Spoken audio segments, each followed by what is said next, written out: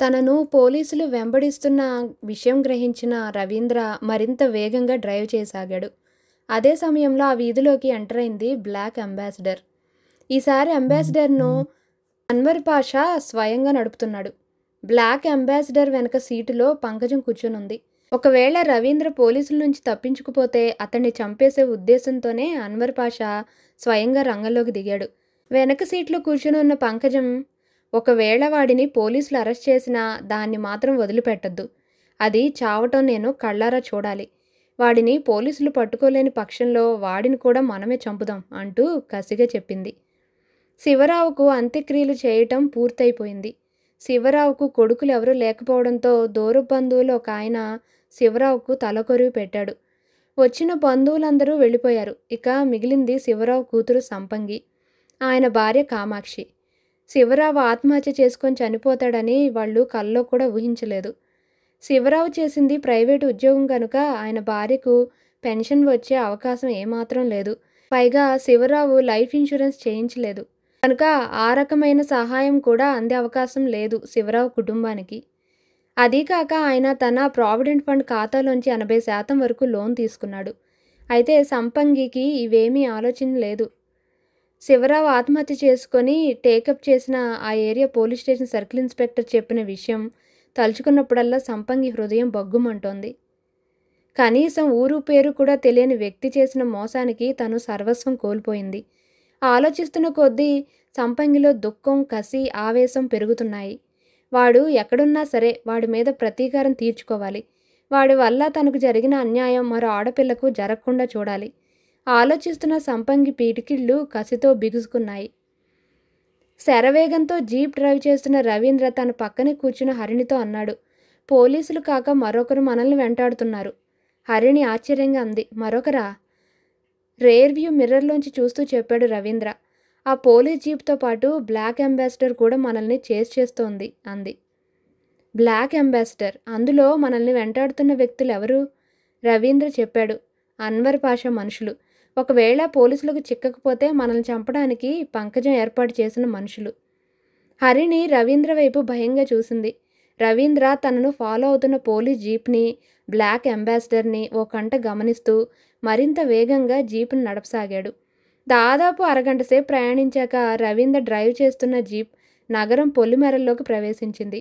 అతడు జీప్ను రోడ్డు మీద నుంచి కిందకి దించి అడవిలో పెరిగిన చెట్ల మధ్యకు పోనించాడు. నగరానికి దూరంగా ఉన్న చిన్న సైజు అడవిలా పెరిగిన ప్రదేశం అది. అక్కడ దాదాపు 1/2 మంది వ్యక్తులు నాటు సార తయారు చేయడంలో నిమగ్నమై ఉన్నారు. ఎండవానల నుంచి తలదాచుకోవడానికి అనువుగా చిన్న సైజు గుడిసె ఒకటి ఒక పక్కగా ఉంది.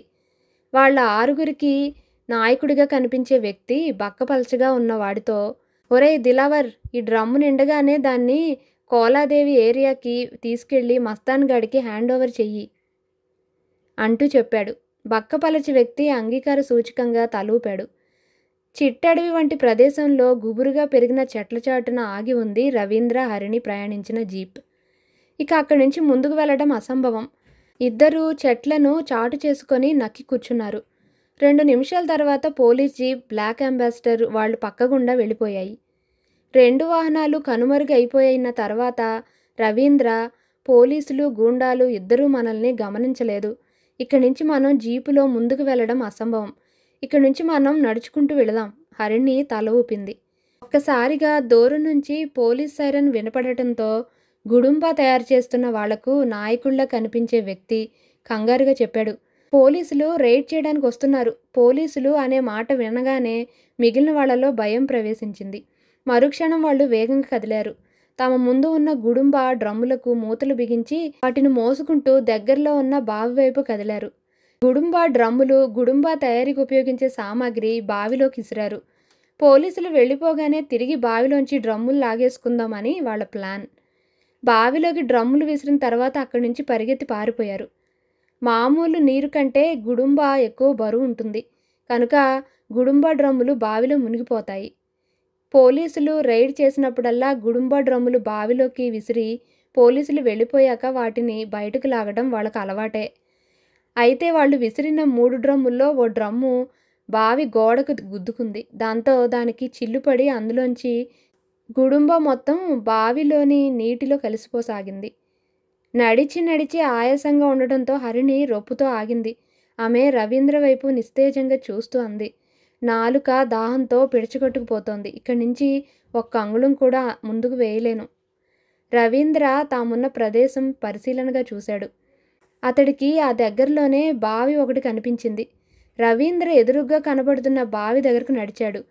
ఎంతో పురాతనమైన బావది. రవీంద్ర తల వంచి లోపలికి చూశాడు. బావి అడుగున నీళ్లు కనిపించాయి. కాకపోతే నీళ్లు తోడడానికి దగ్గరలో బకెట్ ఏమీ లేదు. మరోపక్క హరిణి దాహంతో బాధగా అతడి వైపే చూస్తోంది. రవీంద్రను ఆకర్షించింది అక్కడికి దగ్గరలోనే ఉన్న పూరిల్లు. రవీంద్ర అటువైపు నడిచాడు. గుడుంబ తయారు చేసేవాళ్లు నిర్మించిన ఆ గుడిసెలోకి ప్రవేశించాడు అతను. గుడిసెలో ఓ పక్కగా ఇనుప బకెట్ కనిపించింది. బావిలోకి దింపి నీళ్లు తోడుకోవడానికి వీలుగా బకెట్కు తాడు కట్టి ఉంది.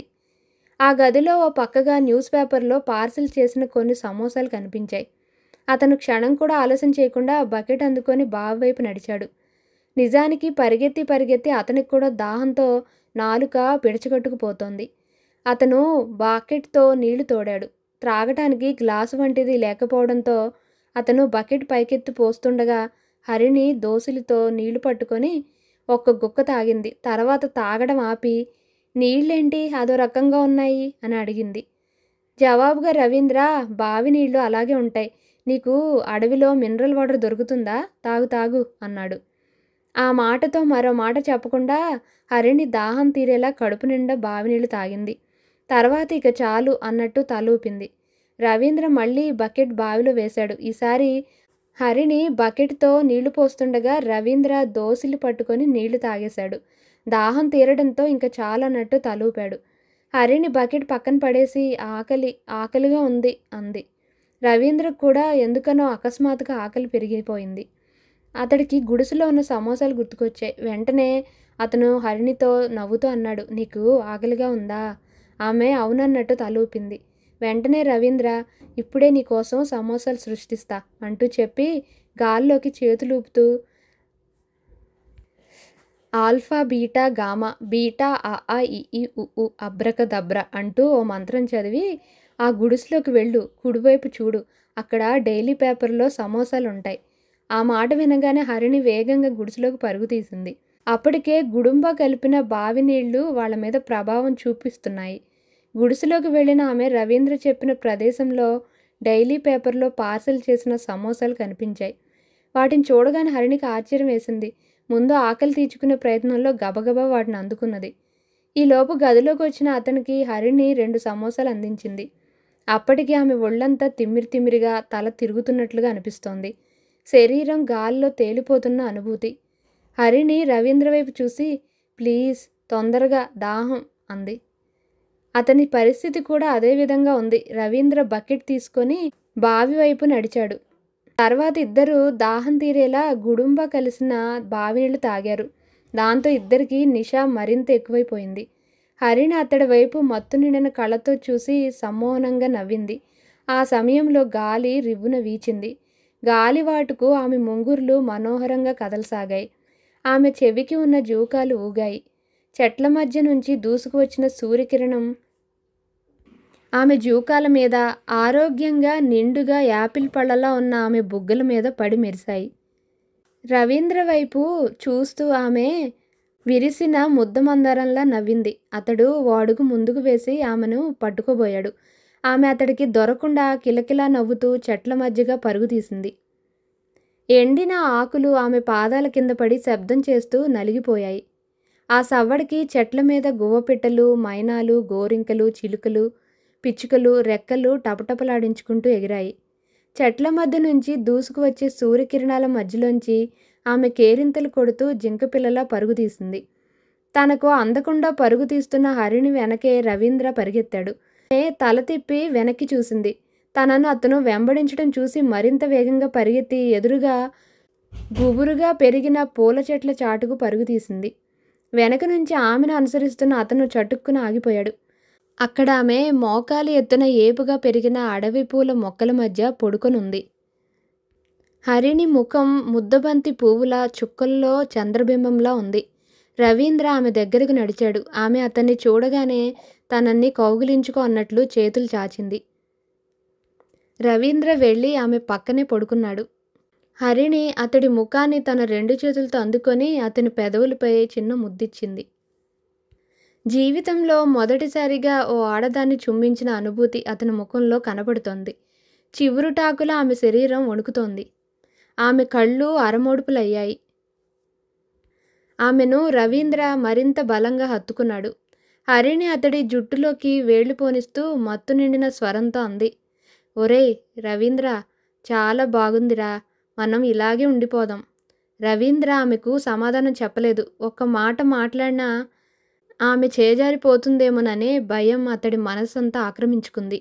ఇద్దరూ ఒకరినొకరు హత్తుకొని అచేతన అవస్థకు చేరుకున్నట్లు అలాగే ఉండిపోయారు. మత్తు పదార్థం నిండిన నీళ్లు తాగిన ప్రభావం వాళ్ళ మస్తిష్కం మీద మరింత బలంగా చూపసాగింది. ఇద్దరూ అదే భంగిమలో నిద్రలోకి జారిపోయారు.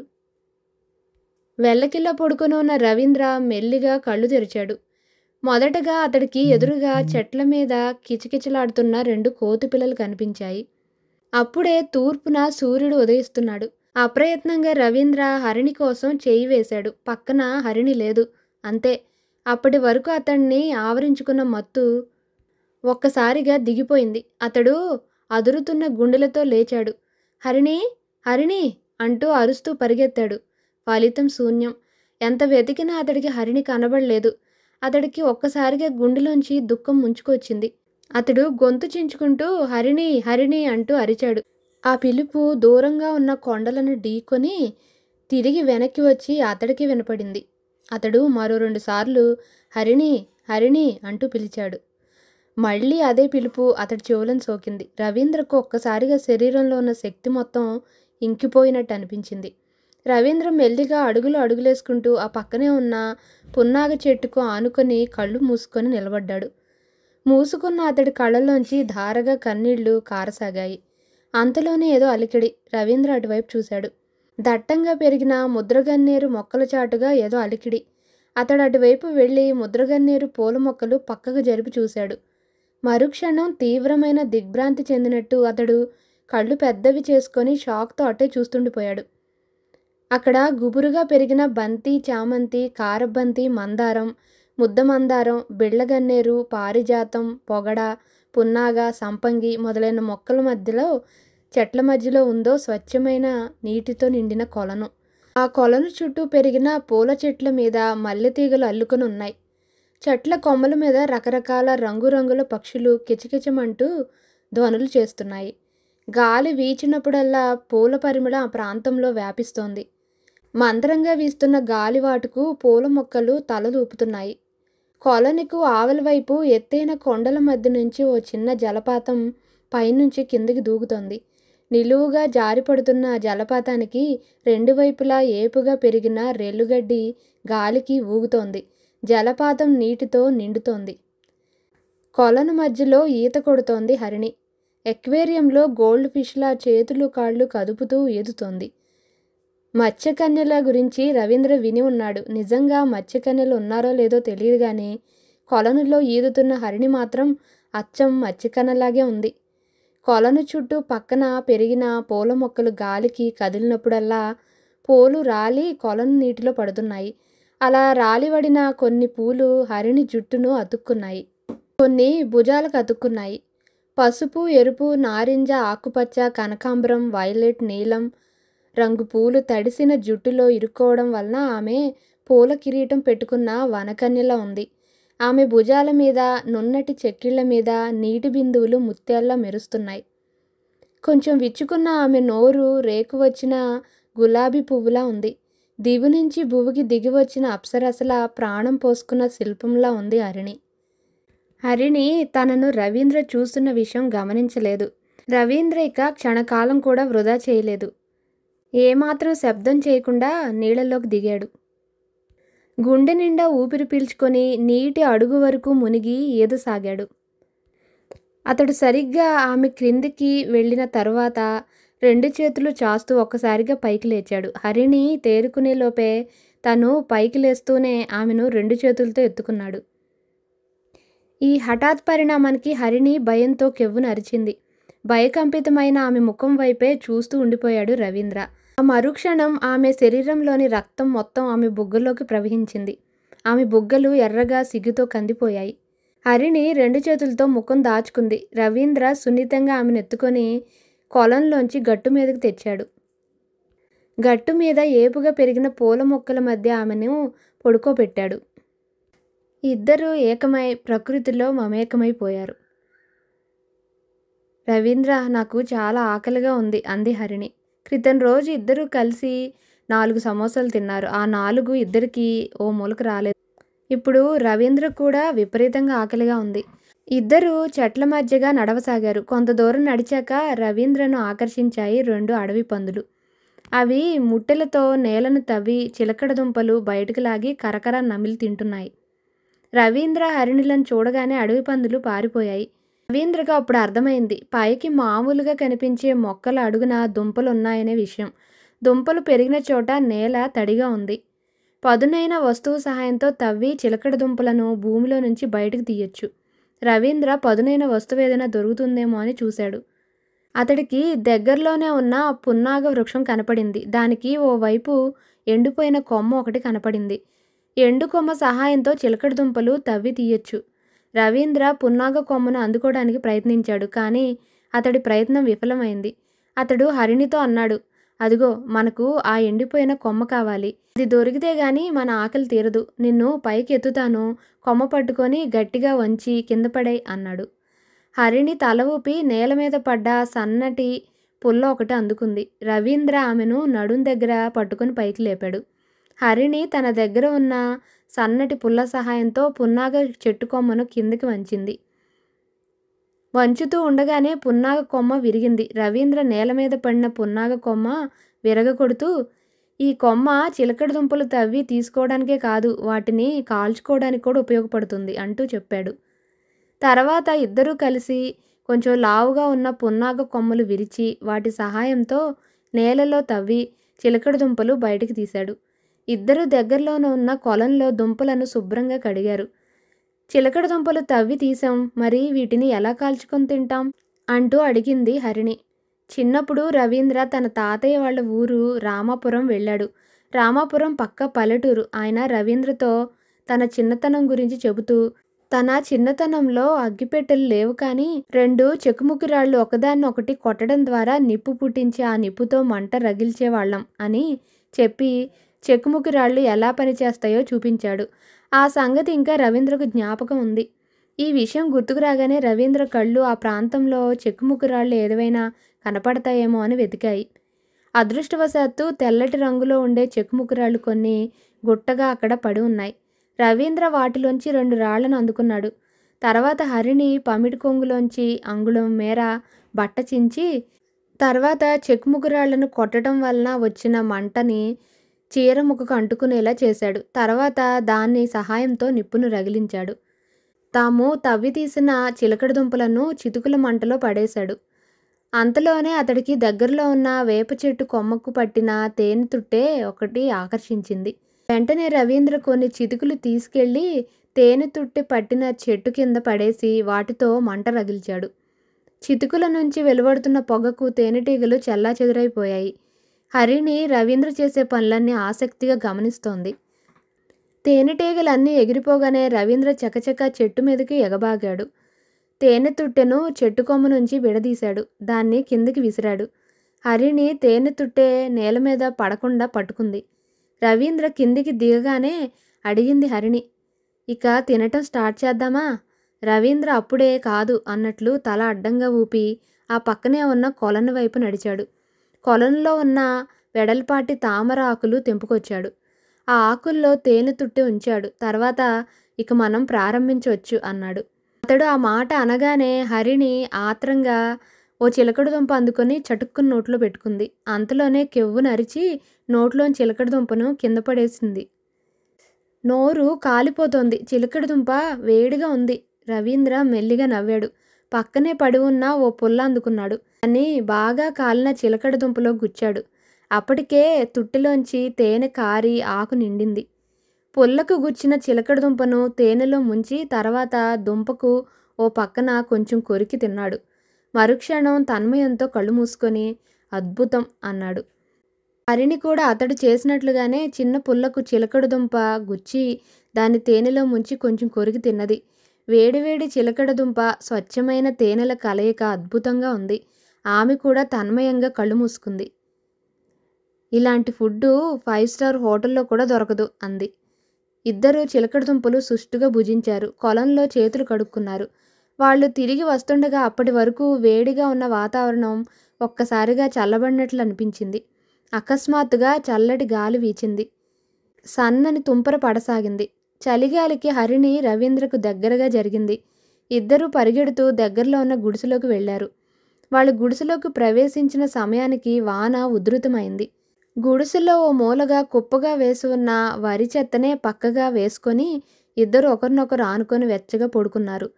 తన పక్కనే పడుకొని ఉన్న హరిణి చుట్టూ చేతులు వేసి రవీంద్ర ఆమెను దగ్గరికి లాక్కున్నాడు. ప్లీజ్ ఇప్పుడొద్దు, ఇలా నీ గుండెల మీద వెచ్చగా పడుకుంటేనే ఎంతో బాగుంది అంది హరిణి.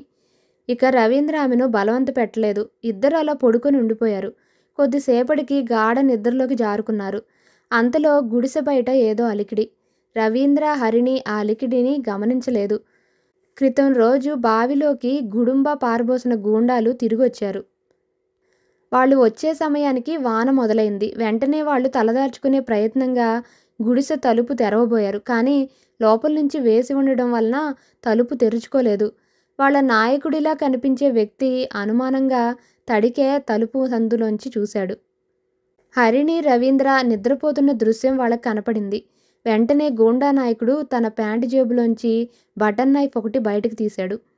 చేతిని తడికె తలుపు సందులోంచి లోపలికి పోనించి తడికె మూయడానికి ఉపయోగించిన తాడు కోసేశాడు. దాంతో తడికె తలుపు తెరుచుకుంది. వెంటనే గూండాలు 6 నిశ్శబ్దంగా లోపలికి అడుగుపెట్టి ఓసారి హరిణి వైపు చూశారు. ఆమె అందం వాళ్లను దిగ్భ్రాంతులను చేసింది. గూండాలకు లీడర్గా కనిపించే వ్యక్తి మిగిలిన వాళ్లను సైలెంట్గా ఉండమన్నట్టు సైగ చేస్తూ హరిణి వైపు నిశ్శబ్దంగా మూవ్ అయ్యాడు. మూవ్ అవుతూనే పక్కనే ఉన్న తన అనుచరుడి చేతిలోని ఐరన్ రాడ్ అందుకున్నాడు. ముందుగా ఐరన్ రాడ్తో ఆదమరిచి నిద్రపోతున్న రవీంద్ర తల పగలగొట్టి హతమార్చి ఆ తర్వాత హరిణిని పాడు చేయాలనేది గూండా లీడర్ ప్లాన్. సరిగ్గా అతడు రవీంద్రకు 2 అడుగుల దూరం ఉండగా అతడి కుడికాలు నేల మీద పడి ఉన్న రేకుడబ్బాను తాకింది. వెంటనే రేకుడబ్బా పెద్దగా శబ్దం చేసింది. మరుక్షణం హరిణి పక్కనే పడుకుని ఉన్న రవీంద్రకు చటుక్కున మెలకువ వచ్చింది. కళ్ళు తెరుస్తూనే రవీంద్రకు ఎదురుగా యమదూతల్లా నిలబడి ఉన్న గూండాలు కనిపించారు. మరుక్షణం అతడికి పరిస్థితి అర్థమైంది. అసంకల్పితంగా అతడి కుడికాలు పైకి లేచి గూండా నాయకుడి దవడను బలంగా తాకింది. వెంటనే అతడు కీచుగా అరుస్తూ వెనుక వైపున్న తన అనుచరుల మీద పడిపోయాడు. తన మీద పడిన తమ నాయకుడి బరువును మోయలేని గూండాలు వెలకిలా పడిపోయారు. ఈ గొడవకు హరిణి నిద్రలేచింది. మిగిలిన గూండాలు అలర్ట్ అయ్యేలోపే రవీంద్ర వేగంగా మూవ్ అయ్యాడు. అప్పటి వరకు తన జేబులో ఉన్న రివాల్వర్ బయటకు తీశాడు. దాన్ని గూండాల వైపు ఎయిమ్ చేశాడు.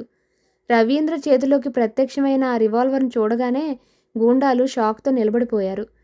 ఆ రివాల్వర్లోని బుల్లెట్స్ మొత్తం అన్వర్ పాషా స్థావరంలోనే అయిపోయాయి. రవీంద్రకి ఆ విషయం తెలుసు. కానీ రవీంద్ర దగ్గర ఉన్న రివాల్వర్లో బుల్లెట్స్ లేవనే విషయం మాత్రం గూండాలకు తెలియదుగా. బుల్లెట్స్ లేని రివాల్వర్ని రవీంద్ర గూండాల వైపు చేసి చూపిస్తూ హెచ్చరించాడు. పిచ్చి పిచ్చి వేషాలు వేస్తే కుక్కచావ చేస్తారు. గూండాలు రవీంద్ర వైపు భయంగా చూస్తుండిపోయారు. రవీంద్ర రివాల్వర్ ఎయిమ్ చేస్తూ గుడిసెలోంచి బయటకు వచ్చాడు. అతడిని హరిణి అనుసరించింది. బయటకు వస్తూనే రవీంద్ర గుడిసె తలుపు వేసేశాడు. తర్వాత క్రితం రోజు తాము జీపు ఆపిన వైపు హరిణితో కలిసి పరిగెత్తసాగాడు. తాను గుడిసెలో బంధించిన గూండాలు బాగా తాగి ఉన్నారని, వాళ్లను తడికితో చేసిన తలుపు ఎంతోసేపు ఆపలేదని రవీంద్రకు తెలుసు. దాదాపు పావుగంట సేపు పరిగెత్తిన తర్వాత రవీంద్ర హరిణి అంతకు ముందు రోజు పొదల చాటున ఆపిన జీపు వద్దకు చేరుకున్నారు. రవీంద్ర వేగంగా డ్రైవింగ్ సీట్ ఆక్యుపై చేశాడు. హరిణి అతడి పక్క సీట్లో కూర్చోగానే జీప్ కదిలింది. అప్పటికే గుడిసెలోంచి గూండాలు పెద్దగా అరుచుకుంటూ బయటకు వచ్చేశారు. కానీ రవీంద్ర డ్రైవ్ చేస్తున్న జీప్ దూరంగా వెళ్ళిపోతూ కనపడింది. గూండాలు నిస్సహాయంగా కసిగా వెళుతున్న జీపు వైపు చూస్తుండిపోయారు. అంతలో గూండా నాయకుడు వెనక వైపున నిలబడి ఉన్న గూండా ఒకటి చెప్పాడు. అన్నా, వాణ్ణి ఎక్కడో చూసినట్టుందే.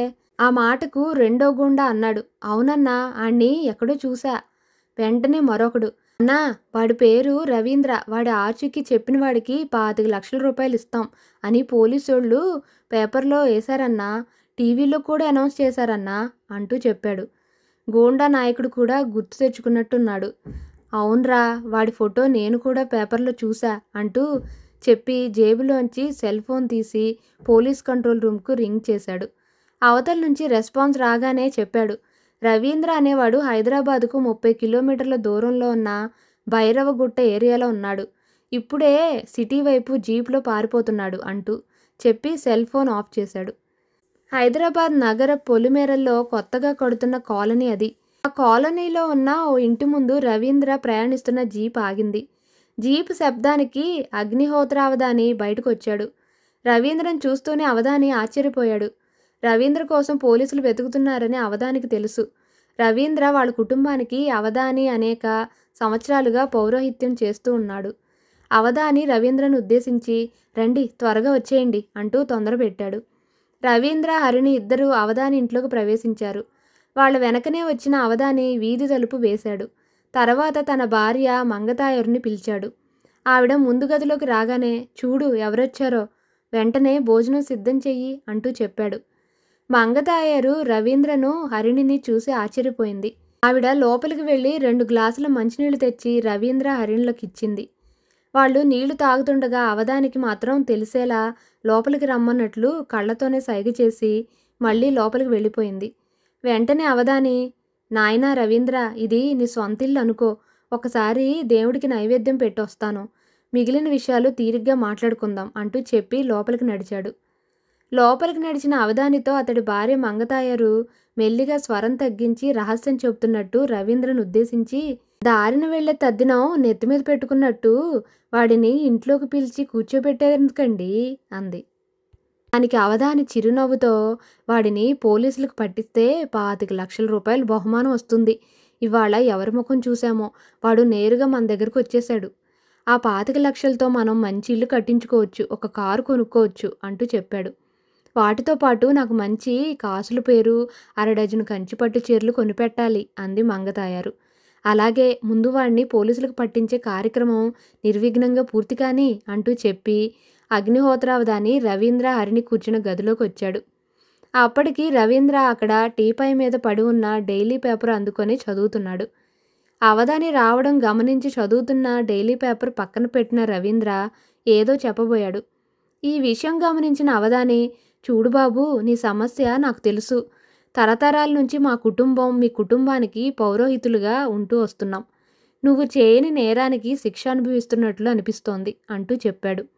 దానికి రవీంద్ర అవునన్నట్లు తల ఊపి హరిణిని అవధానికి పరిచయం చేశాడు. తాను హరిణిని పెళ్లి చేసుకోవాలని అనుకుంటున్నట్లుగా కూడా చెప్పాడు. దానికి అవధాని, చూడు రవీంద్ర, ఇప్పుడు పెళ్లిళ్లకు, గృహప్రవేశాలకు, శోభనాలకు మంచి ముహూర్తాలున్నాయి. ఊరంతా విపరీతంగా పెళ్లిళ్ళు జరుగుతున్నాయి. ఈరోజు మధ్యాహ్నం 12 గంటల 2 నిమిషాలకు వేణుగోపాలస్వామి ఆలయంలో సామూహిక వివాహాలు జరుగుతున్నాయి. వివాహాలు జరిపిస్తున్న కర్ణాటక శాస్త్రి నాకు మిత్రుడు. మామూలుగా అయితే నెల రోజులకు ముందే సామూహిక వివాహాలకు పేర్లు ఇవ్వాల్సి ఉంటుంది. అయినా భయపడవలసింది ఏమీ లేదు. ఇప్పుడు సమయం 11 గంటలు అవుతోంది. పెళ్ళిళ్ళు జరగటానికి ఇంకా గంట టైం ఉంది. మనం వెంటనే బయలుదేరి వెళదాం. ఈలోపు మీరిద్దరూ స్నానాలు పూర్తి చేసి రెడీగా ఉండండి. నేను బయటకు వెళ్ళి సామూహిక వివాహాలు చేస్తున్న శాస్త్రికి ఫోన్ చేసి వస్తాను అంటూ చెప్పి బయటకు నడిచాడు అవధాని. అవధాని ఇంట్లో టెలిఫోన్ లేదు. అందుకే ఆయన దగ్గరలో ఉన్న పబ్లిక్ టెలిఫోన్ నుంచి పోలీసులకు ఫోన్ చేసి రవీంద్ర ఆచూకీ చెప్పాలనే నిర్ణయానికి వచ్చాడు. సరిగ్గా అగ్నిహోత్రావధాని పబ్లిక్ టెలిఫోన్ బూత్కి వెళ్ళిన సమయానికి అక్కడికి 10 కిలోమీటర్ల దూరంలో ఒక పెళ్లి జరుగుతోంది. పెళ్లి కూతురు పేరు స్వరూప, పెళ్ళికొడుకు పేరు నిరంజన్. నిరంజన్ తన పక్కింటి ఊర్మిళను ప్రేమించాడు. స్వరూప తన క్లాస్మేట్ పంకజ్ని లవ్ చేసింది. అయితే వీళ్ళ ప్రేమని ఒప్పుకొని పెద్దలు బలవంతంగా ఇద్దరికి పెళ్లి చేస్తున్నారు. పెళ్లి ఇంకా వారం రోజులు ఉందనగా స్వరూప నిరంజన్ని కలిసి అతడికి తన ప్రేమ వ్యవహారం వెల్లడించింది. నిరంజన్ కూడా ఆమెకు తన లవ్ అఫైర్ గురించి చెప్పాడు. ఇద్దరు గంట సేపు తీవ్రంగా చర్చించుకున్న తర్వాత ఒకరికి ఒకరు సహాయపడాలనే నిర్ణయానికి వచ్చారు. అందుకు ఒక పథకం కూడా సిద్ధం చేసుకున్నారు. సరిగ్గా సుముహూర్తానికి నిరంజన్ స్వరూప మెడలో తాళి కట్టాడు. ఆ రాత్రే శోభనం. Police control room. ఫోన్ మోగడంతో డ్యూటీలో ఉన్న కానిస్టేబుల్ రిసీవర్ ఎత్తి అందుకున్నాడు. వెంటనే అవతల వైపు నుంచి, నా పేరు అగ్నిహోత్రావధాని. మీరు వెతుకుతున్న రవీంద్ర ఇప్పుడు మా ఇంట్లోనే ఉన్నాడు అంటూ వినపడింది. వెంటనే కానిస్టేబుల్, అయితే మీ అడ్రస్ చెప్పండి అని అడిగాడు. అగ్నిహోత్రావధాని తన ఇంటి అడ్రస్ చెప్పి ఫోన్ క్రెడిల్ చేశాడు. ఆ తర్వాత రవీంద్ర గురించిన ఇన్ఫర్మేషన్ వెంటనే దేవరాజ్కి అందజేయబడింది. వెంటనే దేవరాజ్ ప్రయాణిస్తున్న జీప్ శరవేగంగా అగ్నిహోత్రావధాని ఇంటివైపు దౌడు తీయసాగింది. పబ్లిక్ ఫోన్లో మాట్లాడి ఇంటికి తిరిగి వచ్చాడు అగ్నిహోత్రావధాని. అతడు తిరిగి వచ్చిన 5 నిమిషాల తర్వాత రవీంద్ర, హరిణి ఇద్దరూ స్నానం చేయడం ముగించారు. అగ్నిహోత్రావధాని వాళ్ళిద్దరికీ బీరువాలోంచి తీసిన కొత్త బట్టలు ఇచ్చి కట్టుకోమని చెప్పాడు. ఇద్దరు నూతన వస్త్రాలు ధరించారు. రవీంద్ర ఇక వెళదామా అన్నట్లు అవధాని వైపు చూశాడు. ఇంకా పోలీసులు రాలేదేంటా అని ఆలోచిస్తున్న అవధాని, ఇంకొక 10 నిమిషాల్లో రాహుకాలం అయిపోతుంది, అప్పుడు బయలుదేరదాం అన్నాడు. సరిగ్గా 10 నిమిషాలు గడిచిపోయాయి. దేవరాజ్, అతడి అనుచరులు ప్రయాణిస్తున్న జీప్ అగ్నిహోత్రావధానులు ఉంటున్న వీధిలోకి ప్రవేశించింది. రవీంద్ర నూతన వస్త్రాలు ధరించిన హరిణి వైపు చూశాడు. పట్టు చీరలో హరిణి మనోహరంగా ఉంది. లాల్చీ పట్టు పంచె ధరించిన రవీంద్ర హరిణికి ఎంతో అందంగా కనిపించాడు. కొద్దిసేపట్లో తామిరువురికి పెళ్లి జరగబోతుందనే విషయం తలుచుకున్నప్పుడల్లా ఆమె బుగ్గలు సిగ్గుతో ఎరుపెక్కుతున్నాయి. అగ్నిహోత్రావధాని, ఆయన భార్య మంగతాయారు ఇద్దరూ పక్క గదిలో ఇంకా మాటల్లోనే ఉండడం వలన వారిద్దరికీ ఏకాంతం దొరికింది. రవీంద్ర హరిణి వైపు కాంక్షగా చూశాడు. అతడి చూపుల్లో కోరిక అర్థం చేసుకున్న ఆమె వద్దన్నట్లు 2 అడుగులు వెనక్కి వేసింది. రవీంద్ర ఆమెను అందుకునే ప్రయత్నంలో ముందుకు కదిలి ఆమెను 2 చేతుల్లో బంధించి ఆమె పెదవులను తన పెదవులతో అందుకోపోయాడు. హరిణికి మహాకంగారుగా ఉంది. అగ్నిహోత్రావధాని, ఆయన భార్య గాని ఏ క్షణంలోనైనా గదిలోకి వచ్చి తమని చూస్తారేమోనని ఆమెకి భయంగా ఉంది. ఆమె రవీంద్రతో మెల్లిగా అంది, కళ్ళు మూసుకుంటే నీకు కావాల్సింది ఇస్తా. రవీంద్ర కళ్ళు మూసుకున్నాడు. హరిణి అతనికి మాత్రమే వినపడేలా అంది, మరీ ఇంత బలంగా వాటేసుకుంటే ముద్దు పెట్టడం కష్టం. రవీంద్ర ఆమె చుట్టూ ఉన్న చేతులు తీసేశాడు. అతడు ఇంకా కళ్ళు మూసుకునే ఉన్న విషయం గమనించి ఆమె మెల్లిగా ఏమాత్రం శబ్దం కాకుండా మునివేళ్ల మీద నడుస్తూ ఆ గదిలోంచి బయటకు పరుగు తీసింది. ఆమె ఇంకా అక్కడే ఉందనుకున్న రవీంద్ర ఓ నిమిషం సేపు ముద్దు కోసం వెయిట్ చేశాడు. తర్వాత అలాంటిది ఏదీ లేకపోవడంతో మెల్లిగా కళ్ళు తెరిచాడు. అతడికి హరిణి కనిపించలేదు. మరుక్షణం అతడు హరిణి ముద్దు పెట్టకుండా తప్పించుకుందనే విషయం గ్రహించాడు. వెంటనే అతడు పిల్లిలా ఏమాత్రం శబ్దం కాకుండా పక్కనే ఉన్న గుమ్మంలోంచి పెరట్లోకి నడిచాడు. దేవరాజ్, అతడి అనుచరులు ప్రయాణిస్తున్న పోలీస్ జీప్ అగ్నిహోత్రావధాని ఉంటున్న వీధిలోకి ప్రవేశించి దేవరాజ్ జీపును ఓ పక్కగా ఆపాడు. అటుగా వెళుతున్న వ్యక్తిని పిలిచి, ఇక్కడ అగ్నిహోత్రావధాని ఇల్లెక్కడా అంటూ అడిగాడు. సమాధానంగా ఆ వ్యక్తి, నేను కూడా ఓ అడ్రస్ కోసం వెతుకుతున్నా సార్, నాకు ఈ ఏరియా కొత్త అన్నాడు. దాంతో దేవరాజ్ జీపును మరికొంత దూరం ముందుకు పోనించాడు. అతడు అటుగా వెళుతున్న మరో వ్యక్తిని అగ్నిహోత్రావధాని అడ్రస్ అడిగాడు. ఈ వీధి చివరన కుడివైపు పోస్ట్ బాక్స్ ఒకటి ఉంటుంది, పోస్ట్ బాక్స్ పక్కిల్లే అవధాని గారి ఇల్లు అంటూ చెప్పాడా వ్యక్తి. వెంటనే దేవరాజ్ జీపును ముందుకు పోనించాడు. రవీంద్ర పెరట్లోకి వెళ్లడం చూడగానే అప్పటి వరకు అదే గదిలో బీరువా చాటును దాక్కుని ఉన్న హరిణి బయటకు వచ్చింది. అక్కడే ఉన్న తనను గమనించకుండా బయటకు పరిగెత్తిన రవీంద్రను ఉద్దేశించి నవ్వుకుంటూ కిటికీలోంచి బయటకు చూసింది. రవీంద్ర పూల మొక్కల వెనక, తులసి కోట వెనక, పున్నాగ చెట్టు చాటున నిశ్శబ్దంగా హరిణి కోసం వెతికాడు. ఆమె కనిపించకపోవడంతో పెరట్లో ఓ మూల ఉన్న బావి వైపు నడిచాడు. ఆమె బావి వెనక తప్పకుండా ఉండి ఉంటుందని అతడి ఉద్దేశం.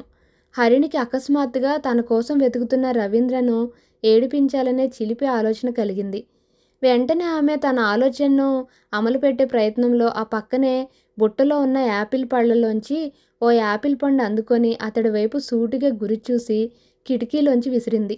వేగంగా వెళ్లిన యాపిల్ పండు అటువైపు తిరిగి హరిణిని వెతుకుతున్న రవీంద్ర వీపుకు తగిలింది. వెంటనే అతడు ఉలిక్కిపడి వెనక్కి తిరిగాడు. మరుక్షణం హరిణి చటుక్కున అతడికి కనపడకుండా కూర్చుండిపోయింది. హరిణి తనని ఏడిపిస్తోందనే విషయం అర్థం చేసుకున్న అతను క్షణంసేపు ఆమె యాపిల్ పండు ఎటువైపు నుంచి విసిరి ఉంటుందా అనుకుంటూ ఆలోచించాడు.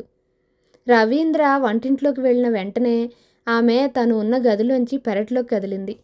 వంటింట్లోకి వెళ్ళిన రవీంద్ర అక్కడి నుంచి అతడు మరొక గదిలోకి వెళ్ళాలంటే తానిప్పుడు దాక్కున్న గదిలోంచి వెళ్ళాలి. అప్పుడు గదిలో తనను తప్పక కనిపెట్టేస్తాడు. ఈ ఆలోచన రాగానే ఆమె నిశ్శబ్దంగా పెరట్లోకి ప్రవేశించింది. అక్కడి నుంచి కిచెన్ కిటికీ దగ్గరకు చేరుకొని కిటికీలోంచి లోపలికి చూసింది. ఆమెకు నిశ్శబ్దంగా పక్క గదిలోకి వెళుతున్న రవీంద్ర కనిపించాడు. వీధి వైపు గదిలో ఉన్న కిటికీలోంచి చూశాడు అగ్నిహోత్రావధాని. అతడికి తన ఇంటికి కొద్ది దూరంలో పోలీస్ జీప్ ఆగడం, డ్రైవింగ్ సీట్లో ఉన్న దేవరాజ్ దారిన పోయే వ్యక్తిని ఏదో అడగడం, అతడు తన ఇంటి వైపు చూపించి సమాధానం చెప్పడం కనిపించింది. దాంతో పోలీసులు రవీంద్ర కోసమే వస్తున్నారని, వాళ్ళు తమ ఇంటి అడ్రస్ అడిగారని అవధానికి అర్థమైంది. వెంటనే అవధాని వీధి గుమ్మం తలుపులు తెరిచాడు. దేవరాజ్ జీపును అవధాని ఇంటికి కొద్ది దూరంలో ఆపాడు. తర్వాత తన అనుచరులతో జీపులోంచి దిగి అవధాని ఇంటివైపు నిశ్శబ్దంగా పరుగు తీశాడు. అందరి చేతుల్లో స్టెన్ గన్స్, రివాల్వర్స్ వంటి ఆయుధాలు సిద్ధంగా ఉన్నాయి. దేవరాజ్ తన దగ్గరికి రాగానే వారికి మాత్రమే వినపడేలా మెల్లగా అన్నాడు అవధాని. అదిగో ఆ వెనక గదిలో ఇద్దరు ఉన్నారు, వెళ్ళి వెంటనే అరెస్ట్ చేయండి. సమాధానంగా దేవరాజ్ తల ఊపి ఏమాత్రం శబ్దం కాకుండా గండుపిల్లిలా చూస్తూ ఆ గదివైపు పరుగు తీశాడు. అతడి అనుచరులు నిశ్శబ్దంగా అతన్ని అనుసరించారు. హరిణిని వెతికే ప్రయత్నంలో వంటగదిలోంచి ఎదురుగదిలోకి వెళ్ళిన రవీంద్ర అక్కడి నుంచి ఆ పక్కనే ఉన్న అవధాని పడక గదిలోకి ప్రవేశించాడు. అక్కడి మంచం కింద హరిణి దాక్కొని ఉందేమోనని చూశాడు. ఆమె అక్కడ లేకపోవడంతో పైకి లేచి మళ్ళీ ముందు గది వైపు నడవబోతూ టక్కున ఆగాడు. అతడికి అవధాని, ఆయనతో పాటు పోలీసులు, వాళ్ళతో పాటు అవధాని భార్య వస్తుండడం కిటికీలోంచి కనపడింది. అవధాని తనను నమ్మించి మోసం చేశాడనే విషయం రవీంద్రకు క్షణంలో అర్థమైంది. అప్రయత్నంగా అతని పిడికిళ్ళు బిగుసుకున్నాయి. అంతలోనే అతడికి హరిణి గుర్తుకు రావడంతో కంగారు పడ్డాడు. సరిగ్గా అదే సమయంలో కిచెన్లోకి ప్రవేశించిన హరిణి అక్కడ తనకు రవీంద్ర కనిపించకపోవడంతో అక్కడే ఉన్న బియ్యం డ్రమ్ము వెనక నక్కి కూర్చుంది. అంతకు ముందర రవీంద్ర, హరిణులు ఉన్న గదికి 2 కిటికీలున్నాయి. వాటిల్లో ఒక దాంట్లోంచి అవధాని బెడ్రూమ్లోకి, రెండో దానిలోంచి కిచెన్లోకి చూడవచ్చు. రవీంద్ర వాళ్ళు ఉన్న బెడ్రూమ్లోకి ప్రవేశించిన దేవరాజ్ గ్యాంగ్ క్షణకాలం షాక్ తిన్నట్లు నిలబడిపోయారు. ఆ గదిలో రవీంద్ర గాని హరిణి గాని లేరు. వాళ్లను అనుసరిస్తూ ప్రవేశించిన అవధాని కూడా దిగ్భ్రాంతికి గురయ్యాడు. సరిగ్గా అదే సమయంలో మూవ్ అయ్యాడు రవీంద్ర. అతను తను దాక్కున్న గదిలోంచి శరవేగంగా కదిలి బయటకు పరిగెత్తుకుంటూ వచ్చాడు. దేవరాజ్ మనుషులు బయటకు వచ్చేలోపే గది తలుపులు వేసి గొళ్ళెం పెట్టాడు. తలుపులు మూసుకుంటున్న శబ్దానికి దేవరాజ్, అవధాని, పోలీసులు వెనక్కి చూశారు. అప్పటికే సమయం మించిపోయింది. రవీంద్ర తలుపు గొళ్ళెం వేయడం పూర్తయిపోయింది. అతడు గొళ్ళెం వేస్తూ హరిణి, పోలీసులు అంటూ పెద్దగా అరిచాడు. ఆ అరుపుకు బియ్యం డ్రమ్ము చాటును దాక్కున ఉన్న హరిణి ఉలిక్కిపడింది. ఇప్పుడు పోలీసులు రవీంద్రను పట్టుకోవాలంటే పెరటి గుమ్మంలోంచి బయటకు వచ్చి కిచెన్లోంచి అతనున్న చోటికి రావాలి. రవీంద్ర ఊహించినట్లుగానే పోలీసులు పెరట్లోకి వెళ్ళి అక్కడి నుంచి కిచెన్లోకి మూవ్ అయ్యారు. సరిగ్గా అదే సమయంలో బియ్యం డ్రమ్ము చాటు నుంచి పైకి లేచిన హరిణి రవీంద్ర కనపడింది. మరుక్షణం అతని గుండె లయ తప్పింది. ఇక పోలీసులు నేరుగా కిచెన్లోకే వచ్చేస్తారు. డ్రమ్ము వెనక నుంచి లేచిన హరిణి పెరటి గుమ్మం వైపు పరుగు తీసింది. ఆ దృశ్యం చూసిన రవీంద్ర షాక్ అయ్యాడు. పోలీసులు ఓ వైపు పెరట్లోంచి కిచెన్లోకి వస్తున్నారు. హరిణి కిచెన్లోంచి పెరట్లోకి వెళుతోంది. అయిపోయింది, అంతా అయిపోయింది, ఆమె పోలీసులకు పట్టుబట్టం ఖాయం అనుకుంటూ ఉండగా హరిణి చటుక్కున కిచెన్ గుమ్మం వెనక్కు దాక్కుంది. కిచెన్లోంచి పెరట్లోకి వెళ్ళబోతున్న హరిణికి బయట నుంచి బూట్ల శబ్దం వినపడటంతో ఆమె మనసు కీడు శంకించింది. మరుక్షణం ఆమె చటుక్కున గుమ్మం చాటును దాక్కుంది. పోలీసులు హరిణిని గమనించకపోవడం ఆమె అదృష్టం. పోలీసులు కిచెన్లోకి రావడం, తలుపు వెనక దాక్కుని ఉన్న హరిణి చటుక్కున పెరట్లోకి పరిగెత్తి బయట నుంచి తలుపులు వేసేయడం వెంటనే జరిగిపోయాయి. తమ వెనక తలుపులు మూసుకుంటున్న శబ్దం విని పోలీసులు, వాళ్లతో పాటు ఉన్న అవధాని, ఆయన భార్య వెనక్కి తిరిగారు. ఇక్కడ కిటికీలోంచి చూస్తున్న రవీంద్ర హరిణి తలుపులు వేసేయడం గమనించాడు. మనసులోనే ఆమెను మెచ్చుకుంటూ మూవ్ అయ్యాడు. పోలీసులు తేరుకునేలోపే రవీంద్ర కిచెన్ ముందువైపు తలుపులు గడియ వేసేశాడు. ఇప్పుడు పోలీసులు, అవధాని భార్య అందరూ కిచెన్లో బందీలైపోయారు. మరో 2 నిమిషాల తర్వాత రవీంద్ర, హరిణులు ప్రయాణిస్తున్న జీప్ ఆ ప్రాంతం నుంచి దూరంగా వెళ్ళిపోయింది. వెళ్లే ముందు రవీంద్ర అవధాని ఇంటికి కొంచెం దూరంలో ఆగి ఉన్న పోలీస్ జీప్ తాలూకు ఇగ్నిషన్ కీస్ తీసుకొని వాటిని దూరంగా విసిరేశాడు. రాత్రి 9 గంటల సమయం. రవీంద్ర, హరిణులు ప్రయాణిస్తున్న జీప్ ఓ పక్కగా ఆగింది. హరిణి ముఖం నీరసంగా ఉంది. పొద్దుట్నుంచి పచ్చి మంచినీళ్ళు కూడా తాగకపోవడంతో ఆమె ముఖం వాడిపోయింది. ఆమె రవీంద్రతో అన్నది, ఇక నాకు ఓపిక లేదు. దాహంతో నాలుక పిడుచుకట్టుకుపోతోంది. అతని పరిస్థితి కూడా అదే విధంగా ఉంది. అతడు ఎదురుగ్గా కనబడుతున్న ఓ ఇంటివైపు చూశాడు. ఆ ఇంటి మొదటి అంతస్తుకు వెళుతున్న మెట్ల దగ్గర చీకటిగా ఉంది. పైగా మెట్లు ఆ ఇంటి వెనుక వైపున ఉన్నాయి. వాటి మీదుగా పైకి వెళితే తాగడానికి, తినడానికి ఆ ఇంట్లో ఏమైనా దొరకొచ్చు అనే ఆలోచన రాగానే రవీంద్ర అటువైపు కదిలాడు. హరిణి అతన్ని అనుసరించింది. ఇద్దరూ మెట్ల మీదుగా పైకి వెళ్ళి ఎదురుగ్గా కనపడుతున్న గదిలోకి నడిచారు. మరుక్షణం దిగ్భ్రాంతికి గురైనట్లు నిలబడిపోయారు. రవీంద్ర, హరిణులు ప్రవేశించిన గది మధ్యలో పూర్వకాలపు పందిరి పట్టుమంచం ఒకటి వేసి ఉంది. రకరకాల పూలు, తీగలు, పక్షులు మొదలైనవి చెక్కి ఉన్న ఆ పందిరి పట్టుమంచం మీద బూరుగు దూది పరుపు పరిచి ఉంది. పరుపు మీద తెల్లటి దుప్పట్లు పరిచున్నాయి. బూరుగు దూది దిండ్లు వేసి ఉన్నాయి. మంచం మీద మల్లెపూలు చల్లున్నాయి. కొన్ని పూలదండలు మంచానికి వేలాడుతున్నాయి. మరోవైపు మంచం పక్కనే వెండి పళ్ళెంలో పాలకోవా, మైసూర్పాకు, అరిసెలు, బూరెలు, కజ్జికాయలు, గవ్వలు, పూర్ణాలు నిండుగా పెట్టున్నాయి. మరో వెండి పళ్ళెంలో ద్రాక్ష, యాపిల్, నారింజ, కమలాలు వంటి పండ్లు నిండుగా పెట్టున్నాయి. మరోవైపు అగరవత్తుల ధూపం సువాసనలు విరజిమ్ముతోంది. మొదటి చూపుతోనే శోభన కార్యక్రమం కోసం ఆ మంచాన్ని ఏర్పాటు చేశారు అనే విషయం రవీంద్ర అర్థం చేసుకున్నాడు. అతడు మెల్లిగా హరిణికి మాత్రం వినిపించేలా అన్నాడు, ఈ డెకరేషన్కి మీనింగ్ ఏంటో నీకు తెలుసా? హరిణి తెలియదన్నట్లు తలాడించింది. రవీంద్ర, కొద్దిసేపట్లో ఇక్కడ శోభనం జరగబోతోంది. అందుకే స్వీట్లు, ఫ్రూట్స్, ఫ్లవర్స్ ఏర్పాటు చేశారు అంటూ చెప్పాడు. శోభనం అనే మాట వినగానే హరిణి బుగ్గలు ఎర్రబడ్డాయి. ఆమె రవీంద్రతో, అయితే మనం ఇక్కడి నుంచి వెళ్ళిపోదాం అంది. శోభనం జరగటానికి ఇంకా టైం ఉంది. ఈలోపు మనం ఆకలి, దాహం తీర్చుకుందాం అన్నాడు రవీంద్ర. ప్లీజ్ వద్దు అంది హరిణి. కానీ మరోవైపు ఆమెకు ఆకలి కరకల్లాడిపోతోంది. దాంతో నాలుక పిడుచుకట్టుకుపోయింది. మరేం పర్వాలేదు, ముందు కాసిన స్వీట్లు, ఫ్రూట్స్ లాగిద్దాం పట్టు అంటూ హరిణి సమాధానం కోసం చూడకుండా రవీంద్ర వేగంగా ముందుకు నడిచాడు. అక్కడ వెండి ప్లేట్లలో ఉన్న 2 అరిసెలు తీసుకొని నమిలి తింటూ, ప్యూర్ నెయ్యితో చేశారు, అదిరిపోతున్నాయి అన్నాడు. ఆ మాట వినగానే హరిణి ఒక్క క్షణం ఆగలేకపోయింది. తను కూడా వెళ్ళి పక్కనే ఉన్న మినరల్ బాటిల్ అందుకొని దాహం తీర్చుకుంది.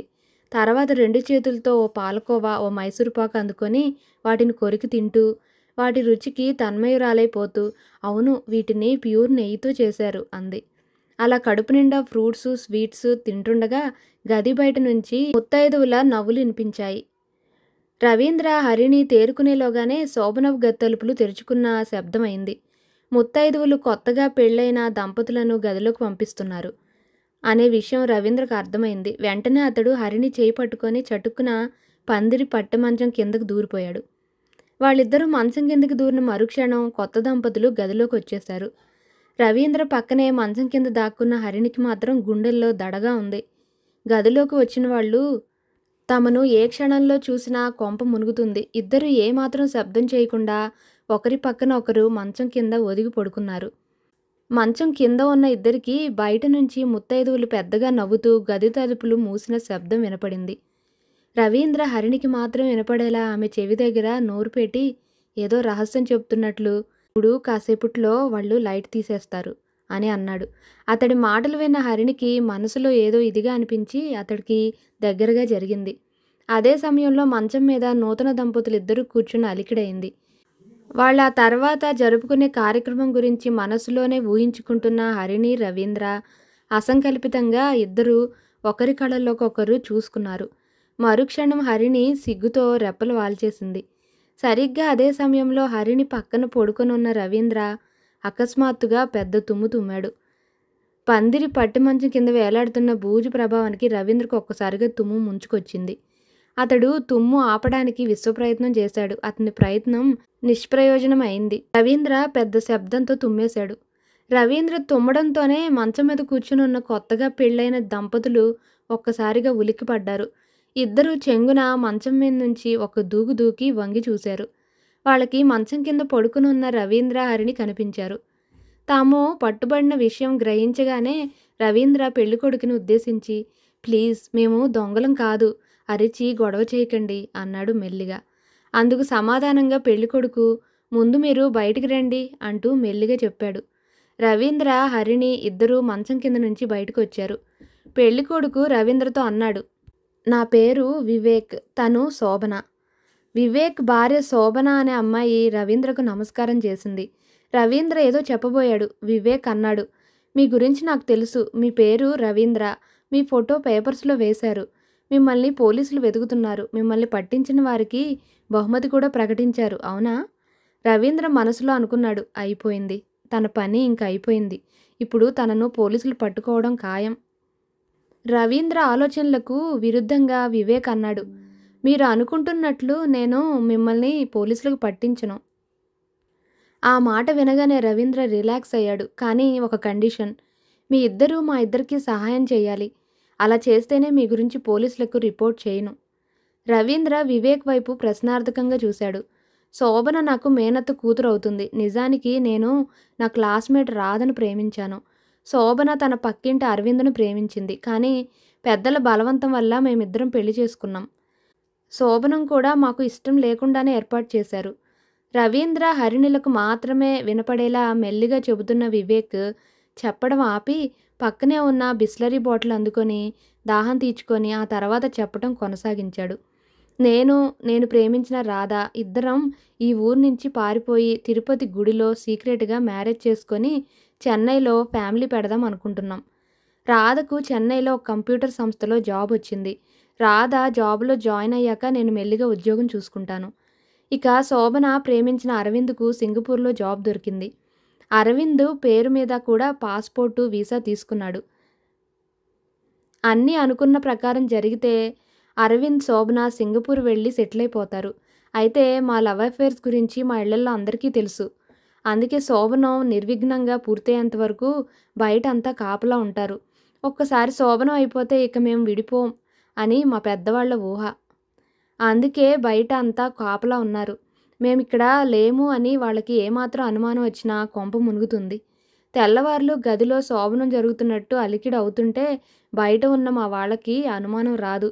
తెల్లవారుజాము వరకు మీరు అలికిడి చేస్తూ ఉండండి. అప్పటికి మా వాళ్ళు నిద్రలోకి జారుకుంటారు. అప్పటి వరకు మౌనంగా ఉన్న రవీంద్ర అడిగాడు, ఇంతకు మీరిద్దరూ ఎక్కడికి వెళ్తున్నారు? వివేక్ చెప్పాడు, ప్లాన్ ప్రకారం నేను ప్రేమించిన రాధ, శోభన ప్రేమించిన అరవింద్ ఈ సమయానికి మా కోసం బయట వెయిట్ చేస్తూ ఉంటారు. వివేక్ చెబుతూ ఉండగానే బయట రోడ్డు మీద నుంచి భౌ భౌ భౌ అంటూ వీధి కుక్క ఒకటి అరిచిన అరుపు వినపడింది. ఆ అరుపు వింటూనే శోభన, అదిగో నా అరవింద్ కుక్కలా అరుస్తూ నన్ను రమ్మని సిగ్నల్ పంపిస్తున్నాడు అంటూ చెప్పి పరిగెత్తుకుంటూ వెళ్ళి కిటికీలో నుంచి బయటకు చూసింది. రవీంద్ర, హరిణి, వివేక్ కూడా కిటికీలోంచి బయటకు చూశారు. బయట రోడ్డు మీద ఓ మోటార్ సైకిల్ ఆగి ఉంది. దాని పక్కనే ఓ 25 సంవత్సరాల యువకుడు నిలబడున్నాడు. చీకటిగా ఉండడం వలన అతడు అస్పష్టంగా కనబడుతున్నాడు. శోభన చిరునవ్వుతో, నా అరవింద్ మిమిక్రీలో ఎక్స్పర్ట్, అందుకే అలా కుక్కలా అరిచాడు అంటూ చెప్పింది. అంతలోనే కూ కూ అంటూ కోకిల అరుపు వినపడింది. మరుక్షణం వివేక్, నా రాధకు మిమిక్రీ రాదు, అయినా తను కోకిలలా అరవగలదు అన్నాడు. చీకట్లో రోడ్డు మీద పొదల చాటున సూట్ కేసుతో నిలబడి ఉన్న ఓ యువతి ఆకారం రవీంద్ర, హరిణులకు కనపడింది. రవీంద్రతో వివేక్ అన్నాడు, మేమిద్దరం ఇప్పుడు బయటకు వెళ్ళిపోతాం. మా బదులు మీరు ఇక్కడ ఉండాలి. అందుకు ఒప్పుకుంటేనే మేము మీ గురించి పోలీసులకు చెప్పం, లేకపోతే ఇప్పుడే చెప్పేస్తాం. రవీంద్ర 2 క్షణాల సేపు ఆలోచించాక అంగీకార సూచకంగా తల ఊపుతూ అన్నాడు, ఓకే, మీ షరతుకి మేము ఒప్పుకుంటున్నాం. మరుక్షణం వివేక్, శోభనల ముఖాల్లో చిరునవ్వు ప్రవేశించింది. ఇద్దరూ హరిణి, రవీంద్రలకు కృతజ్ఞతలు చెప్పారు. తర్వాత వివేక్, శోభన ఇద్దరూ పక్కనే ఉన్న బాత్రూంలోకి నడిచారు. బాత్రూంలోకి నడిచిన వాళ్ళిద్దరి వైపు రవీంద్ర, హరిణిలు ఆశ్చర్యంగా చూస్తుండిపోయారు. వివేక్, శోభన ఇద్దరూ తాము పారిపోయేందుకు ముందు జాగ్రత్తగా శోభనం గది బాత్రూంలో ఉన్న అటక మీద తమ బట్టలు, డబ్బు, సర్టిఫికేట్స్ ఉన్న సూట్ కేసులో దాచి ఉంచారు. ఇద్దరూ బాత్రూంలోంచి సూట్ కేసులు తీసుకొని బయటకొచ్చారు. తర్వాత ముందు జాగ్రత్తగా గడియ తీసి ఉంచుకున్న వెనక వైపు తలుపులు తెరుచుకొని మెట్ల మీదుగా కిందికి దిగారు.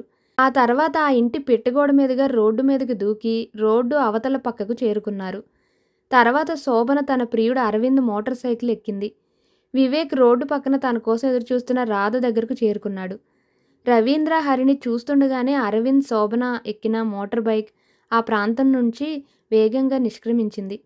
వివేక్, రాధ ఇద్దరూ పేవ్మెంట్ మీద వేగంగా పరుగులాంటి నడకతో అక్కడి నుంచి వెళ్ళిపోయారు. వాళ్ళు కనుమరుగయ్యేంత వరకు హరిని, రవీంద్ర అటే చూస్తుండిపోయారు. తర్వాత రవీంద్ర శోభనం గది వెనక వైపు తలుపులు మూసేశాడు. తర్వాత తన పక్కన నిలబడి ఉన్న హరిణి వైపు చూశాడు. అప్పటి వరకు అతడి వైపే చూస్తున్న హరిణికి ఒక్కసారిగా సిగ్గు ముంచుకొచ్చింది. ఆమె చెక్కిళ్ళు ఎర్రబడ్డాయి. రవీంద్ర ఆమెతో చిలిపిగా అన్నాడు, వాళ్లతో కుదుర్చుకున్న ఒప్పందం ప్రకారం మనిద్దరం ఇప్పుడు శోభనం చేసుకోవాలి. లేకపోతే గది బయట కాపలా ఉన్న వివేక్ వాళ్ళ పేరెంట్స్కి అనుమానం వస్తుంది. మరి మొదలు పెడదామా? మరింత సిగ్గుతో హరిణి రెప్పలు వాల్చింది. మౌనం అర్ధాంగీకారం అన్నాడు కనుక స్టార్ట్ చేద్దాం అంటూ ఆమెను అమాంతం 2 చేతులతో ఎత్తుకొని పందిరి మంచం మీద పడుకోబెట్టాడు రవీంద్ర. తొలికోడి కూసిన శబ్దానికి ఉలిక్కిపడి నిద్రలేచిన వివేక్ శోభనల బంధువర్గంతో శోభన బామ్మగారు పాపం తలుపు తీయండి అన్నది. అప్పటికే అక్కడి నుంచి మగవాళ్ళు తప్పుకున్నారు. శోభన బామ్మగారు మరికొందరు ముత్తైదువులు బయట నుంచి వేసి ఉన్న శోభనం గది తలుపులు తెరిచారు. అయితే ఈ విషయం తెలియని రవీంద్ర, హరిణులు దుప్పటి ముసుగేసుకొని గాఢ నిద్రలో ఉన్నారు. బామ్మగారు లోపలికి ప్రవేశించి, ఒరే వివేక్, ఒసే శోభన, అప్పుడే టైం 9 అయింది, ఇంక లెగిసి స్నానాలు చెయ్యండి అంటూ పెద్దగా అరిచింది. ఆ అరుపుతో రవీంద్ర, హరిణి ఇద్దరూ ఒక్కసారిగా ఉలిక్కిపడి మెలకువలోకి వచ్చారు. వాళ్ళకి బామ్మగారు రంగంలోకి దిగిపోయిందన్న విషయం అర్థమైపోయింది. హరిణికి ఒక్కసారిగా భయమేసింది. అతను ఆమెను భయపడొద్దు అన్నట్లు సైగ చేశాడు. ఈలోపు బామ్మగారు మళ్ళీ అన్నారు, త్వరగా లేవండ్రా, మళ్ళీ 10 నిమిషాల్లో దుర్ముహూర్తం వచ్చేస్తుంది. దుర్ముహూర్తం వస్తే మీరు గదిలోంచి బయటకు రాకూడదు అంటూ అరిచింది. రవీంద్ర బొంగురు గొంతుతో, మాకు రావాలనే ఉందే బామ్మ, నువ్వు వెళితే మేము బయటకు వస్తాము. మా పరిస్థితి అలాంటిది అన్నాడు. ఆ మాట అనగానే బామ్మకి ఏదో అర్థమైనట్టు బోలెడు ఫీల్ అయిపోతూ, అయితే ముందు దుస్తులు కట్టుకోండి, 10 నిమిషాల్లో వచ్చేయాలి, ఆ తర్వాత దుర్ముహూర్తం అంటూ చెప్పి అంతలోనే ఏదో స్ఫురించినట్లు, ఏంట్రా వివేక్, గొంతు అలా ఉంది అన్నది బామ్మ. ఆ మాటకు అతను అప్పటికప్పుడు వచ్చిన ఆలోచనను మాటల్లో పెడుతూ, చలిగాలికి గొంతు బొంగురిపోయిందిలేవే అన్నాడు. సర్లే, నువ్వు వస్తే నేను ఆవిరి పట్టిస్తా, గొంతు బొంగురు దెబ్బకు వదిలిపోతుంది. 10 నిమిషాల్లో గదిలోంచి బయటికి రండి అంటూ చెప్పిన బామ్మగారు తలుపులు వేసి అక్కడి నుంచి నిష్క్రమించింది. బామ్మగారు అక్కడి నుంచి వెళ్ళిపోయింది అని నిర్ధారణ చేసుకున్న తర్వాత వాళ్ళిద్దరూ హడావిడిగా లేచి చకచక దుస్తులు వేసుకున్నారు. అంతకుముందు అగ్నిహోత్రావధాని ఇంట్లో వాళ్ళిద్దరూ పెళ్లి దుస్తులు ధరించారు. ఇప్పటికీ ఇంకా అవే దుస్తుల్లో ఉన్నారు. తర్వాత ఇద్దరు శోభనపు గది వెనకవైపు తలుపులు తెరుచుకొని పరుగులాంటి నడకతో మెట్లు మీదుగా పెరట్లోకి దిగి పరిగెత్తారు. అయితే పెరట్లో వివేక్ బంధువులు, మేనత్తలు మొదలైన వారు నూతన దంపతులకు తలంటు పోసే ఏర్పాట్లు చేస్తున్నారు. వాళ్ళు మెట్ల మీద నుంచి పెళ్లి దుస్తుల్లో కిందికి వచ్చిన హరిణి, రవీంద్రలను చూసి దిగ్భ్రాంతిలోకి లోనయ్యి నోరు వెళ్ళబెట్టి చూడసాగారు. వాళ్ళు తేరుకునేలోగానే వాళ్ళిద్దరూ చేయి పట్టుకొని పెట్టగోడ వైపు పరుగు తీశారు. అప్పటికే అసలు విషయం అర్థం చేసుకున్న వివేక్, శోభనల బంధువులు దొంగలు దొంగలు అంటూ వారిద్దరి గురించి పెద్దగా అరిచారు. అప్పటికే పిట్టగోడ మీద నుంచి రోడ్డు మీదకి దూకిన రవీంద్ర, హరిణి శరవేగంతో మెయిన్ రోడ్డు మీదకి చేరుకున్నారు. అక్కడ రవీంద్ర అంతకుముందు డ్రైవ్ చేస్తూ వచ్చిన పోలీస్ జీప్ పొదల వెనకాల ఆగి ఉంది. రవీంద్ర డ్రైవింగ్ సీటు ఆక్యుపై చేశాడు. హరిణి వచ్చి కూర్చోగానే జీప్ స్టార్ట్ చేశాడు. ఇప్పుడు రవీంద్ర ఇంటి ముందు పోలీసులు ఎవరూ కాపలా లేరు. వాళ్ళిద్దరూ ఇంటి వెనుక భాగానికి చేరుకున్నారు. అక్కడ ఏపుగా చెట్లు పెరిగి ఉండటం వలన అది పగటి సమయం అయినా వారిద్దరిని ఎవరూ గమనించలేదు. తర్వాత ఫ్రెంచ్ విండో ఓపెన్ చేసిన రవీంద్ర తను ముందుగా ఇంట్లోకి ప్రవేశించాడు. హరిణి అతన్ని అనుసరించింది. మళ్ళీ ఇక్కడికి రావాల్సిన అవసరం ఉంటుందని ఊహించడం వలన నేను వెనక వైపు ఫ్రెంచ్ విండో తెరిచిపెట్టి ఉంచాను అన్నాడు రవీంద్ర. హరిణి మౌనంగా తల ఊపింది. రవీంద్ర హరిణికి తన ఇంటి గదులన్నీ తిప్పి చూపించాడు. తర్వాత అంతకుముందు తను దాచి ఉంచిన ప్రదేశం నుంచి తాళం చెవులు గుత్తి బయటకు తీశాడు. వాటిలో ఒక తాళం చెవి సహాయంతో బీరువా తలుపులు తెరిచాడు.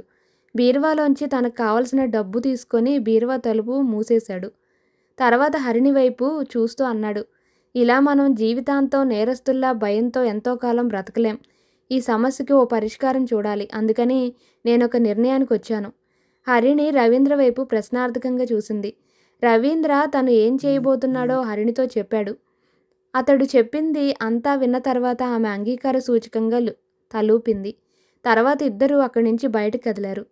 ఆత్మహత్య చేసుకుని మరణించిన తన భర్త శివరావు ఫోటో వైపు ఓసారి చూసింది కామాక్షి. ఆమె పక్కనే శివరావు కూతురు సంపంగి నిలబడుంది. అప్పటికి వాళ్ళు కడుపు నిండా భోజనం చేసి వారం రోజులైంది. శివరావు చనిపోయిన తర్వాత ఇద్దరూ దినదిన గండంగా గడుపుతున్నారు. పైగా ఇంటి అద్దె కట్టకపోవడంతో ఇంటి ఓనరు ఇల్లు ఖాళీ చేయమని చెప్పాడు. సంపంగి పెళ్లి కోసం దాచిన డబ్బు మొత్తం పోలీస్ వేషంలో వచ్చిన చిత్తరంజన్ తీసేసుకున్నాడు. అతడి వల్ల మోసపోయిన సంపంగికి నెల తప్పింది. బ్యాంకులో మిగిలిన 2000 రూపాయలు సంపంగికి అబార్షన్ చేయించడానికి ఖర్చయిపోయాయి. మంచి చదువు, ఆస్తి, అందం అన్నీ ఉంటేనే ఆడపిల్లకు పెళ్ళి అవడం కష్టంగా ఉన్న ఈ రోజుల్లో పూట గడవటం కష్టమైన కుటుంబంలో ఉన్న సంపంగికి పెళ్లి కావడం అసంభవం. శివరావు భార్య తన పక్కనే దీనంగా నిలబడి ఉన్న సంపంగి చేతిలో ఓ 50 రూపాయల నోటు పెట్టి చెప్పింది. పూర్వజన్మలో ఏ పాపం చేశామో నువ్వు తండ్రిని, నేను భర్తని పోగొట్టుకున్నాం. ప్రతిరోజు చస్తూ బతకడం కంటే ఒకేసారి చావడం మంచిది. ఈ డబ్బుతో పురుగుల మందు కొనుక్కురా. ఇద్దరం పురుగుల మందు తాగి చనిపోదాం. సంపంగి మౌనంగా బయటకు నడిచింది. అబిడ్స్లోని ఓ ఎలక్ట్రానిక్ షాప్ ముందు హరిణి ప్రయాణిస్తున్న ఆటో ఆగింది. ఆమె ఆటో డ్రైవర్కు డబ్బులు ఇచ్చి పంపిన తర్వాత ఎలక్ట్రానిక్ షాపులోకి నడిచింది. అక్కడ చేతిలో ఇమడగలిగే చిన్న సైజు వీడియో కెమెరా, 2 క్యాసెట్స్ కొన్నది. కొన్న కెమెరాని బ్యాటరీతో కూడా ఆపరేట్ చేయొచ్చు. కెమెరాతో బయటకు వచ్చిన హరిణి పక్కనే ఉన్న టాయ్ షాపులో ఓ టాయ్ రివాల్వర్ కొన్నది. అటుగా వెళుతున్న ఆటో ఆపి తను చేరవలసిన ప్రదేశం పేరు చెప్పింది. దాదాపు 20 నిమిషాల సేపు ప్రయాణించాక ఆటో ఓ పక్కగా ఆపిన హరిణి కిందకి దిగింది. ఆటో వాడికి డబ్బులు ఇచ్చాక వేగంగా నడవసాగింది. దాదాపు ఓ పావుగంట నడిచిన తర్వాత రోడ్డు పక్కనే కొంచెం దూరంలో పార్క్ చేసి ఉన్న జీప్ వైపు నడిచింది. జీప్లో రవీంద్ర హరిణి కోసమే వెయిట్ చేస్తున్నాడు. హరిణి అతడికి తీసుకున్న కెమెరా, టాయ్ రివాల్వర్ చూపించింది. రవీంద్ర ఆ కెమెరాను ఎలా ఆపరేట్ చేయాలో ఆమెకు వివరించాడు. తాను చెప్పింది ఆమెకు పూర్తిగా అర్థమైంది అనుకున్న తరువాత జీప్ స్టార్ట్ చేశాడు. ఓ పబ్లిక్ టెలిఫోన్ బూత్ నుండి రవీంద్ర పోలీస్ కంట్రోల్ రూమ్కి ఫోన్ చేశాడు. ఆపరేటర్ లైన్లోకి రాగానే, నా పేరు రవీంద్ర, నా కోసం పోలీసులు వెతుకుతున్నారు. నేను మరో అరగంట తర్వాత అన్వర్ పాషా స్థావరంలో ఉంటాను. అక్కడికి వచ్చి నన్ను అరెస్ట్ చేసుకోవచ్చు అంటూ చెప్పి ఫోన్ పెట్టేశాడు. అన్వర్ పాషా స్థావరం వెనక వైపున రవీంద్ర ప్రయాణిస్తున్న జీప్ ఆగింది. అతడు తమను ఎవరూ గమనించలేదని నిశ్చయించుకున్న తర్వాత రవీంద్ర, హరిణి ఇద్దరూ అన్వర్ పాషా స్థావరం కాంపౌండ్ వాల్ మీద నుంచి లోపలికి దూకారు. అంతకుముందు ఓసారి అన్వర్ పాషా స్థావరానికి వచ్చి వెళ్ళటం వలన రవీంద్రకు ఈసారి స్థావరంలోకి ప్రవేశించడం సులభం అయింది. అతడు హరిణి చేతిని పట్టుకొని అన్వర్ పాషా స్థావరం వెనక వైపు నుంచి శరవేగంగా లోపలికి పరుగు తీశాడు. పోలీస్ ఆఫీసర్ దేవరాజ్ అసహనంగా గదిలో పచారులు చేస్తున్నాడు. అగ్నిహోత్రావధాని ఇంట్లో ఓ గదిలో తమను రవీంద్ర బందీలుగా చేసి పారిపోవడం అతనికి అవమానంగా అనిపిస్తోంది. తమ అవస్థ గమనించిన చుట్టుపక్కల వాళ్ళు తలుపులు తీసి తమను విడిపించారు.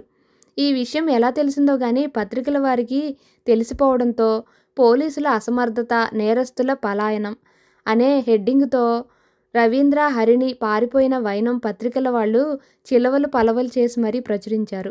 జనం దృష్టిలో దేవరాజ్, అతని అనుచరులు బఫూన్లుగా మారిపోయారు. గదిలో పచారులు చేస్తున్న దేవరాజ్ కసిగా పళ్ళు కొరుకుతూ ఆ రవీంద్ర అనేవాణ్ణి అరెస్ట్ చేసేదాకా నిద్రపోకూడదు అనుకున్నాడు. అలా అనుకుంటున్న సమయంలో అతడి ఎదురుగా ఎర్ర రంగు ఫోన్ మోగింది. దేవరాజ్ రిసీవర్ చెవికి ఆనించుకొని హలో అన్న తర్వాత అవతల వైపు నుంచి, సార్, నేను పోలీస్ కంట్రోల్ రూమ్ నుంచి మాట్లాడుతున్నాను. ఇప్పుడే రవీంద్ర ఫోన్ చేశాడు. అతడు లొంగిపోవడానికి సిద్ధంగా ఉన్నాడట. ఇంకో అరగంట తర్వాత అతడు అన్వర్ పాషా స్థావరంలో ఉంటాడట. వచ్చి అరెస్ట్ చేసుకోమంటూ చెప్పాడు అంటూ వినపడింది. దేవరాజ్ అడిగాడు, అన్వర్ పాషా వాడెక్కడుంటాడు? అవతల వైపు మాట్లాడుతున్న వ్యక్తి అన్వర్ పాషా స్థావరానికి సంబంధించిన వివరాలు చెప్పాడు. అప్పటికే దేవరాజ్ అసిస్టెంట్స్ రవీంద్రకు సంబంధించిన ఇన్ఫర్మేషన్ ఏదో తమ బాస్కి తెలిసింది అని అర్థం చేసుకోవడంతో వాళ్ళు దేవరాజ్ వైపు కుతూహలంగా చూడసాగారు. వాళ్లతో దేవరాజ్, రవీంద్ర అన్వర్ పాషా స్థావరంలో లొంగిపోవడానికి సిద్ధంగా ఉన్నాడట. మనం వెంటనే బయలుదేరదాం అంటూ చెప్పాడు. సరిగ్గా 2 నిమిషాల తర్వాత దేవరాజు ప్రయాణిస్తున్న జీప్ అన్వర్ పాషా స్థావరం వైపు దూసుకుపోసాగింది. మరో 2 పోలీస్ వ్యాన్లు జీపును ఫాలో అవసాగాయి.